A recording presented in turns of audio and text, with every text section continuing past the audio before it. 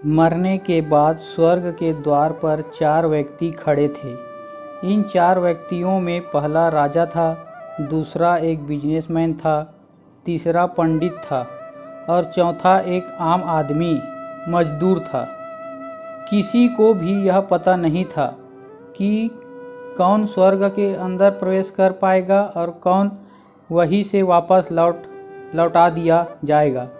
अब सब स्वर्ग का दरवाज़ा खुलने की राह देख रहे थे और आपस में बातें कर रहे थे, जैसे कि राजा को मरने से पहले से ही आदत थी। उसने अपनी बात सबसे पहले बताई। राजा ने कहा, मैं बहुत प्रख्यात राजा हूँ। मैंने धरती पर अपना बहुत नाम कमाया है, इसलिए पूरी संभावना है कि मैं ही स्वर्ग में जाऊँगा। फिर व्यापारी ने अपनी बात सामने रखी। वह बोला, मैंने धरती पर खूब धन कमाया और उस धन से मैंने सैकड़ों लोगों की मदद की, इसलिए मैं ही स्वर्ग का हकदार हूँ। अब बारी थी पंडित की, तो पंडित ने मुंह खोला और सबको यह कहा, चाहे तुम जो सोच लो, लेकिन यह बात तो तय है कि स्वर्ग के दरवाजे खुलेंगे तो मेरे लिए ही। सब जानते हैं कि पंडित दिन रात भगवान को याद करते हैं, इसलिए स्वाभाविक है कि स्वर्ग में पंडित का स्वागत किया जाए। जब सब ने अपना अपना पक्ष रखा दिया, सबकी नज़र उस मजदूर पर थी जो चुपचाप अपनी नज़रें नीचे झुकाए बिना कुछ बोले वहीं पर खड़ा रहा। स्वर्ग का दरवाज़ा खुला और वहाँ पर एक देवदूत आकर खड़ा हो गया। देवदूत के हाथों में एक पुस्तक थी जिसमें इन सभी के कर्मों के बारे में लिखा हुआ था। देवदूत ने सबसे पहले राजा को अपने पास बुलाया और उससे पूछा, तुम बताओ, तुमने अपने जीवन में क्या क्या अच्छे कर्म किए हैं। मैं उन्हें इस पुस्तक में देखकर फैसला करूंगा कि तुम्हें अंदर आने देना है या नहीं। राजा ने कहा, मेरा राज्य जितना बड़ा था उतना ही समृद्धि था और मेरी राज्य के सभी लोग खुशहाल थे, सभी बड़े आनंद से रहते थे। मैंने उन्हें कभी भी किसी भी चीज़ की कमी नहीं होने दी। यही मेरे अच्छे कर्म हैं। देवदूत ने अपने पुस्तक में देखा और देखने के बाद राजा से कहा, तुम सच बोलते हो। तुमने अपने राज्य की प्रजा को बहुत सुखी रखा था, लेकिन तुमने अपने राज्य की सीमा बढ़ाने के लिए जितने युद्ध किए थे, उन युद्ध की वजह से हजारों सैनिकों ने अपनी जान गंवा दी थी। उन हजारों सैनिकों के परिवार के दुख का कारण तुम बने थे, इसलिए तुम स्वर्ग में नहीं आ सकते। अब बारी थी व्यापारी की।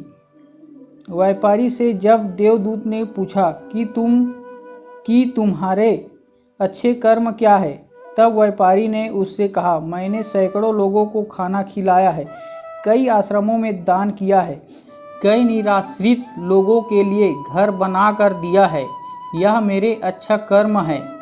देवदूत ने फिर से अपने पुस्तक में ध्यान से देखा और देखने के बाद व्यापारी से कहा, तुम्हारा कहना भी ठीक है कि तुमने बहुत दान धर्म किया है, लेकिन यह दान धर्म तुमने जिन पैसों से किया है, उन पैसों को कमाने के लिए तुमने न जाने कितने झूठ बोले हैं, कितनी हेरा फेरी की है और कितनी मिलावटें की है, इसलिए तुम भी स्वर्ग में नहीं आ सकते।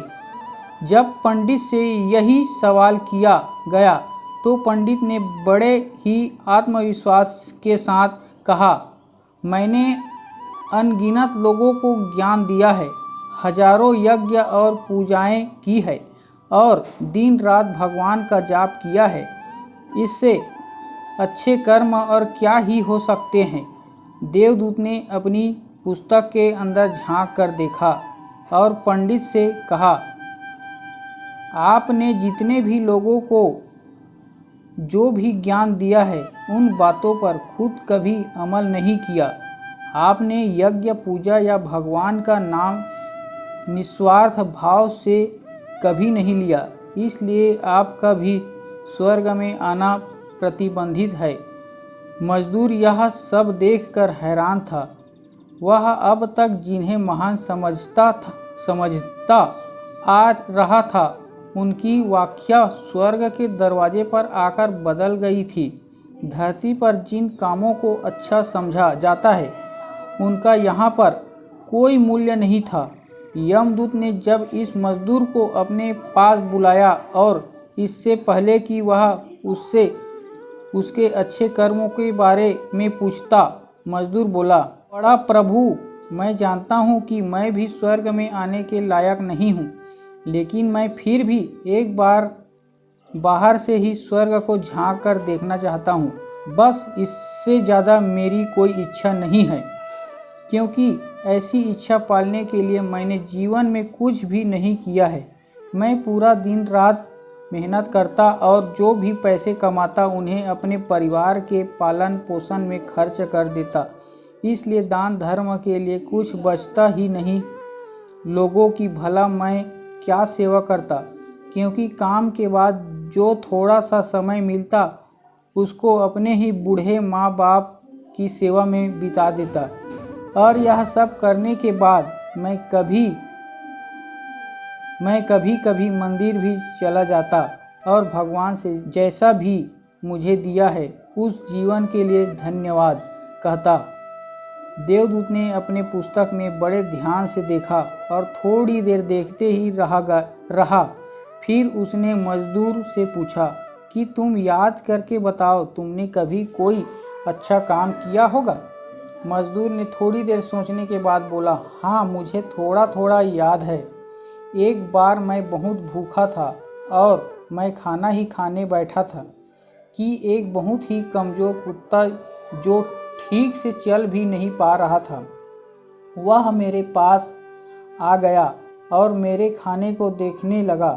तब मैंने अपनी रोटी उसे खिला दी थी और उस दिन मैं खुद भूखा सोया था।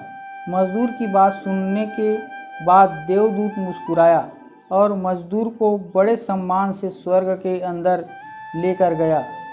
दोस्तों, अच्छे कर्म लोभ मोह माया इन सब भाव में आकर नहीं किए जाते हैं और न ही उन्हें अच्छे कर्मों की श्रेणी में गिना जाता है।